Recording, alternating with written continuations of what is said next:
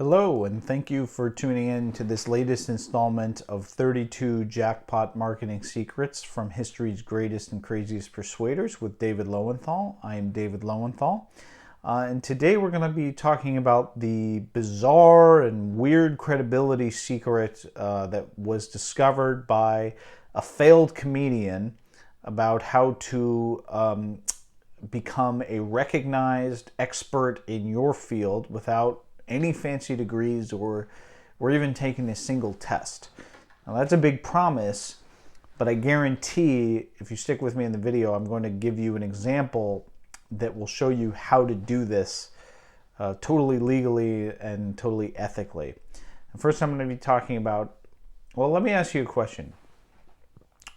If I were to tell you who you think is the world's most famous psychologist, or the country's most famous psychologist, or best psychologist, or most well-known psychologist, or most well-known fitness instructor, most well-known real estate developer, my guess is the three names, maybe these three names you might say, is people like Dr. Phil or Jillian Michaels, or dare I say Donald Trump as the most well-known real estate developer.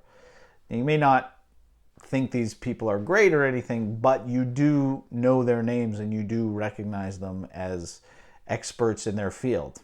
Maybe they're clowns, but they have managed to get to that level of being the most well-known and frankly most well-compensated people in their respective fields. And I think that there's a common thread line, is that they have become the most famous people in their field. I have no doubt that there are better psychologists than Dr. Phil McGraw. I have no doubt that there are better fitness instructors than Jillian Michaels, and I have no doubt that there are better real estate developers than Donald Trump. I mean, I think he's only built like a couple buildings in his whole life. There's no doubt there's people who have accomplished way more, and yet Donald Trump is the most well-known way before he ran for president. And the reason for that is because of their media dominance. And so the principle that I want to really hammer home in this video is, and I first learned this from Dan Kennedy, who I've talked about a lot in this series. I think you should read everything he puts out. You should get his seminar, the 7-Figure Academy, wherever you can find it. Read this guy, because I think he's the world's highest paid copywriter in the world, regularly, charges, 6-figure fees, and gets 7-figure commissions on everything he does. So the guy knows his stuff. So you should definitely listen to him. But he said that the value of something is not in the doing of the true value of something is not in the doing of the thing, it's in the marketing of the thing. Marketing is the thing that will really make the difference between somebody who's just adequately compensated versus somebody who is way, way super compensated. That is really, what does it. So the example I want to talk about is not, I brought up those people, but who I think is the most interesting example is who I call the world's most famous scientist. Now, you'd think the world's most famous scientist would have won the Nobel Prize for something, made some great scientific discovery. But I think if you would ask the average American, who is, especially the average millennial, who do you think the world's most well-known scientist is? I bet a big plurality, if not a majority of them, would say, you guessed it, Bill Nye the Science Guy. He even has a cool name. He even has a creative name for himself. Bill Nye the Science Guy. Now, as a millennial, like, I watched Bill Nye on kids shows on PBS, growing up, and he became my idea of what a scientist does, at least when I was young. And he's been able to maintain his career. He's got a show on Netflix. He's interviewed all the time on cable shows, talking about things like climate change, talking about the environment, talking about other scientific issues. He even meets with world leaders like Canada Prime Minister Justin Trudeau. But here's the thing about Bill Nye the Science Guy. He's not a scientist. I remember when I learned that, I was like, what? How can he not be a scientist? I mean, he wears the white lab coat. He speaks authoritatively. You know, he's been on all these shows.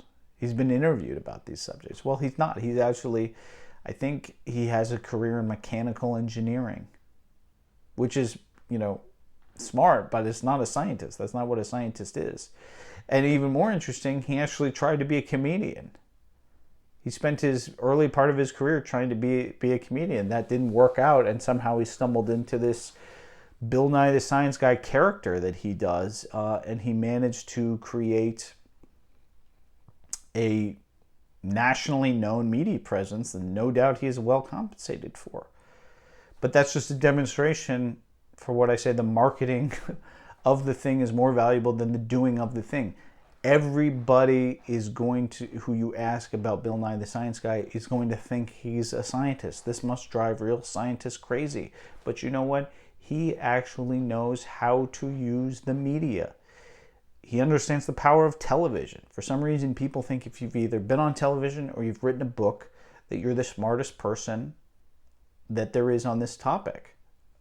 You've established credibility, and you've established a high status from that, and through that high status, you can charge more if you're a copywriter, if you're a entrepreneur, if you're in any field, if you're a real estate developer, if you're a builder, if you run a restaurant, anything, the high status comes from it.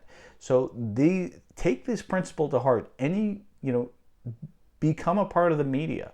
Create your own channels. Get on TV if you can. If you've got a call, if you can write a column for, if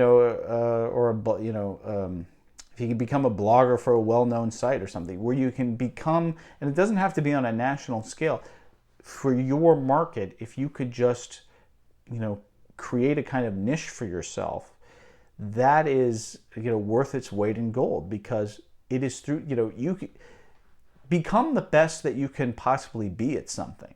But as Dan Kennedy talks about, you'll get to a point where you can't really get any better. Like if you're, a writer or a novelist or something, you can write the best book that you can possibly write, but if you had more time, you could write a better book. But is that going to, what's the benefit of that going to be? It's not going to be much. So there's no how do I put this? There's no single barrier. There's no single thing that you can say that you're the objective best at this thing. Everything above, the best you can do is just marketing. And so once you get to that's a convoluted way of saying, once you get to an established level, focus on the marketing, because that's where people will really value what you have to do, is because they will see the prestige, they will see the status in what you have to offer. So thanks for watching this latest this latest edition of 32 Jackpot Marketing Secrets with history's greatest and craziest persuaders with David Lowenthal. If you're interested in learning more about this and other marketing secrets, you can sign up for my daily newsletter, the David Lowenthal Report. You can find a link to that in the description. So thanks for watching, and tune in next time.